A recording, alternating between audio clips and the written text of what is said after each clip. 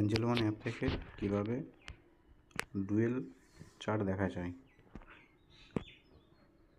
Index আর option change.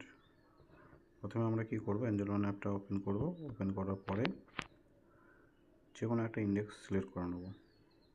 Suppose নিফটিতে click করলাম। তারপরে এখানে চলে এলো অপশান। আমি এখান থেকে চার্টে চলে গেলাম। চার্টের আগে থেকে নেওয়া আছে আমার। ব্যাকে যাচ্ছি, অপশান চেনে গেলাম। অপশান চেনে আমি যে কোনো একটা সিলেক্ট করে নিলাম। যে কোনো একটা অ্যামাউন্ট সিলেক্ট করলাম, 24,200। চার্টে গেলাম। চার্টে গিয়ে আমার চার্টটা খুলে গেল।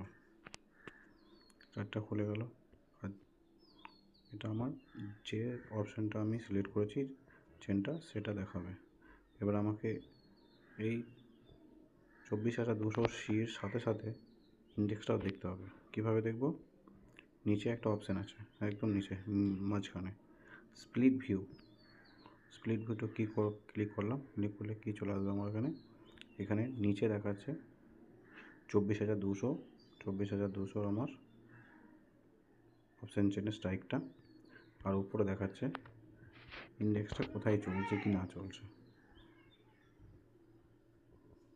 সেমভাবে আমি এখানে সিলেক্ট চেঞ্জ করে নিতে পারি। এখানে আবার চলে এলো, সেখানে আবার আমি অপশানে চলে গেলাম। অপশান চেনে চার্টে গেলাম, জাস্ট স্প্লিট ভিউ, বাস দুটো একসাথে দেখাচ্ছে।